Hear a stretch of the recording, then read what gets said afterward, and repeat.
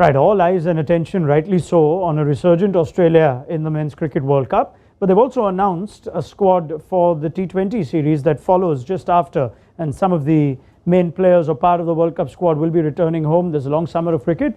But Tom Moody, as we know, ICC events come thick and fast. There's a T20 World Cup in less than, 6-7 months' time now in the Caribbean. Some quick thoughts that I was keen to hear from you on this team that's going to be captained by Matthew Wade as we have a look at it. And there is room for both David Warner and Steve Smith. I'll come to that in a second. The likes of Maxwell, Marcus Stoinis, Josh Inglis and Adam Zampa are all part of the current ODI World Cup squad. Will stay back for the T20Is. We get to see perhaps some exciting names like Spencer Johnson, Tanveer Sangha, Jason Behrendorff, who's had his share of IPL cricket, so too Nathan Ellis, and all captained, as I said, by Matthew Wade. Right. First and foremost, Tom, are we to assume that whatever T20 bilateral cricket is going to be played now is going to be played with one eye on that T20 Men's World Cup, and therefore are David Warner and Steve Smith an active part of that plan?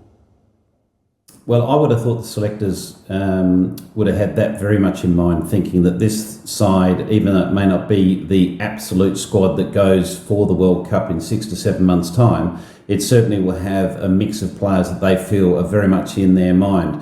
It does surprise me that Smith is there. No surprise that David Warner's there. He's clearly still a very, very dangerous T20 player. Steve Smith yet to really get some traction in T20 cricket, and particularly of recent times. So I would have thought that maybe that may have been a player, or he may have been one that they would have passed on and looked at someone else to fill that sort of middle order role. Of course, we do mention there are some players missing. There's no Cameron Green here. There's no Mitchell Marsh in this team too. But Matthew Wade is captain.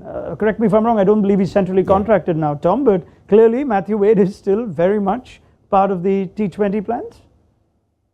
Well, I think they feel that, with the timeline, that this is probably his last hurrah, and having that experience and someone that has got captaincy experience and a World Cup winning player in the side is important. So, even though they're resting a few players for the summer, Matthew Wade is not part of any red ball cricket in Australia. So, they can certainly afford to use his experience. And very much, they're thinking that he's part of the plans as a potential wicketkeeper batsman backup.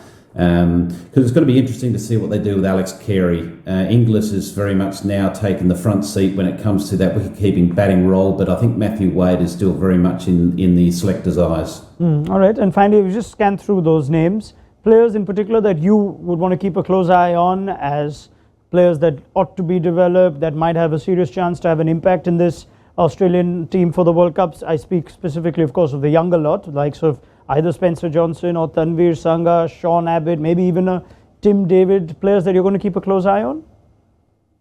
Well, I think Tim David's very much part of the T20 plans. We've seen what he's done in IPL cricket and in franchise cricket around the world. He's an incredible ball striker. Tanveer Sangha, I think, is a great understudy to Adam Zampa. There's a lot to like about what he brings to the party. Very deceptive, wrong-un.